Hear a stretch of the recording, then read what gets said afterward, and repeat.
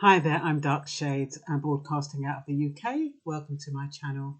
I decided to talk about small acts because I have been talking quite a bit about the Lovers Rock dances over the last few weeks and how they're reminiscent of how the best times of our lives, especially those of us who were raving in the 70s and the 80s, and how that whole atmosphere. So when small acts said they were going to put on a Lovers Rock drama or documentary, of course, all our Lovers Rock posse logged in to watch it. Now, if you want to put the thumbs up, thumbs down, it's up to you. You can share, you can subscribe. But basically, I just wanted to cover a few points because when I first switched it on, I thought, great. I felt kind of sad because I thought, this is what we're missing. No more rubber dub, no more of that kind of dancing, no more man coming up and asking you if you're a dancer. And, it had a sad kind of feel to it. But then on the positive side, it was, we could be grateful that we actually enjoyed that era. And so when I first saw it and the girls were getting dressed up, and I thought it was a bit strange that the guy wanted to hide the Grenada map, but I think, Jamaica was predominantly the island that everybody envied. So everybody wanted to pretend they were Jamaican. And you can tell that the variety of accents were in play there. And some of them were so contrived. And I think they should have tried to speak their accent or the way that they spoke. But a lot of them were trying to speak Jamaican. And when you think about the Lovers Rock era, it's British reggae. The majority of us, we were British, we were born here. The majority of artists were born here, we were English. So we didn't have all of those accents. And yeah, maybe occasionally it might come out when we were kind of showing off, but not to that degree that I saw in that documentary. So I was quite disappointed because what happened was, because they weren't being authentic, it made it seem contrived. The documentary seemed contrived. And from you start hearing accents and they don't sound authentic, it's really off-putting. Now, I would have thought that where the Jamaicans or the Caribbeans came in was usually where there was, like the sound systems or the guys asking. It was mostly the guys, first of all, that came over. They would be asking the woman to dance. So yeah, you'd get a little bit of that. But I don't remember it being ever being that sinister. There was parts of it that were quite sinister. And Lovers Rock, it was exactly that. It was where lovers rocked. You whine and you've gone down and you rock and you know what I mean? It was a rock. And it was like we were lovers, even though we didn't know it, even though we were strangers. It's like individuals. If you got a partner, it was like you were lovers. And maybe that's why it got the name Lovers Rock. But, to see it portrayed in that way, where the women were so hostile, aggressive and rude, we, Lovers Rock women, we were the bee's knees. We were sophisticated. We were sharp. As what's his name? Vivian Jones says, flash it on guan. That's how we were. The men were in their trilbies. They were in their what you call it? They had their beavers. They had their Crocs. They had their sovereigns. The seams were sharp. There were their good beaches. And then the coats that they wore, cashmere. Sharp. The women, Burberry. The shoes were from Russell and Bromley, from Sasha, from Revell. You think we'd be wearing them kind of shoes that those women had on? No way. We were the bee's knees. We spent a mint on our clothes. And I was really disappointed because it didn't show us. It didn't capture who we were back then. Not the men nor the women. There were elements of it, You know, I like the part where the guy with the parting, he seemed like a nice bloke. And he was more typical of how it was back then. But it was quite disappointing towards the end. I also think that, who's going to be sitting on a toilet? Why would you want to be filmed sitting on a toilet? And is that the only place they could film you so you could see your friend out the window leaving? And then you're wiping yourself. It was so crass. That part was so crass.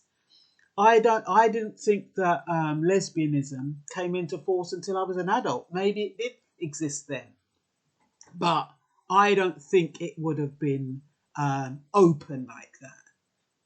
And I don't know. Anyway, it just seemed contrived. A lot of it seemed contrived. It seemed contrived to fit a narrative. It's almost like someone had said to them, "You need to put a bit of lesbianism in it. You need to put a bit of violence into it. You need to put the smoke and all that smoking and the spliff." I'm not saying it didn't, but the thing is that they've blended the shebeen with the kind of shaka dance or scientist dance, and then with the lovers rock, they didn't blend. They're two different genres, two different sets of people. The people who went to the lovers rock dance, you're not going to see them behaving, you're not going to see the men behaving like those men did all over the bloody floor, like they're stoned out of their mind on coke. You wouldn't have seen that. The lovers rock was like, that was the sophisticated part. And I'm not saying some women were quite feisty and shoot up their mouths, but I don't think they would have said, "You black jack," whatever she called that man.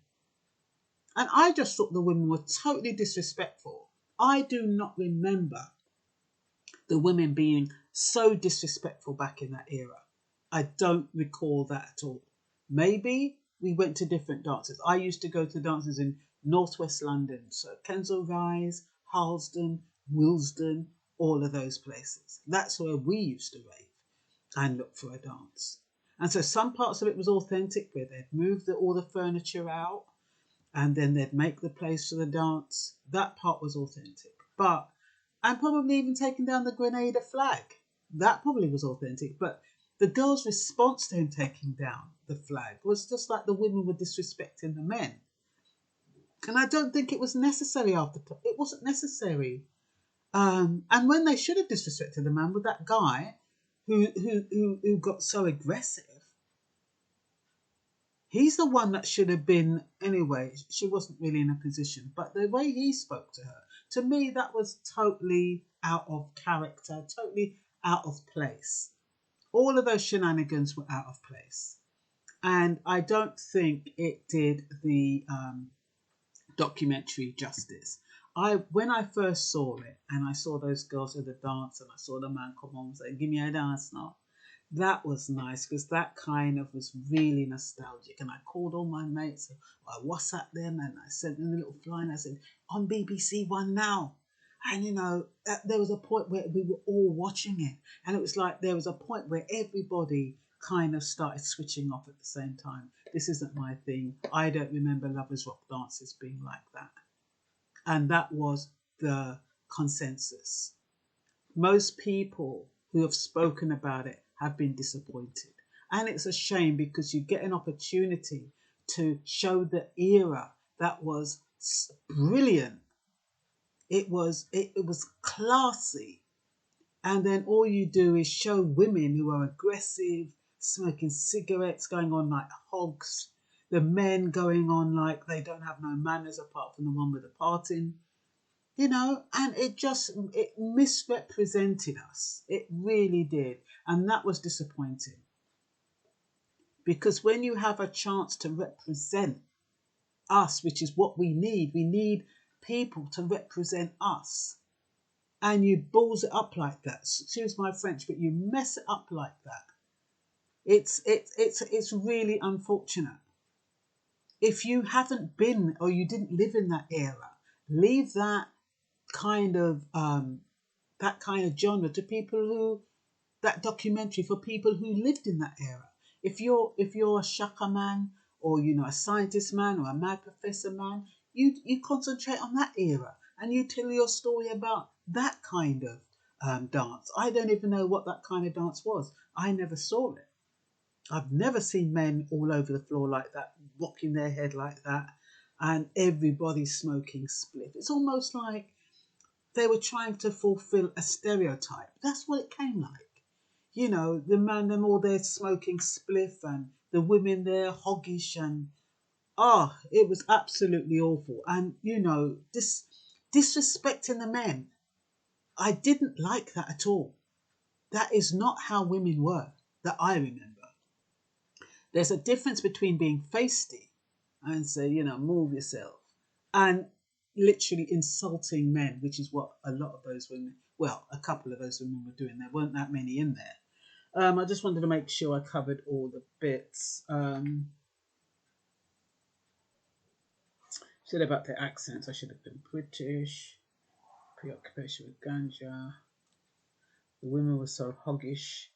And like I said, you know, the clothes that we wore, Burberry's, Russell and Bromley, Sasha, Revell, you know, the men I've already mentioned. And when she was talking about that Lego piece, I mean, that was men that would say that. And that girl was saying, look at that Lego beast. And I'm just like, I don't even know what planet you're on.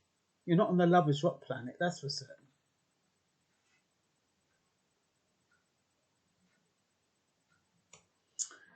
Yeah, so I think that was mostly it. I think it was a bit too contrived. It's almost like it needed somebody told them, you know, you need to have these certain elements in it. So those elements have been thrown in. But yeah, the first part was brilliant. If they'd expanded on that, then you could have called it a Lovers Rock documentary. You can't call that a Lovers Rock documentary because it didn't represent Lovers Rock at all. Well, I shouldn't say at all. It did, but just a small bit. So if you just look at that first bit, without the girls being hoggish, but dressed much better, much more sophisticated, then you'll have an idea of what Lovers Rock was. But if you look at that, I don't know what that is. And that's all. Bye bye.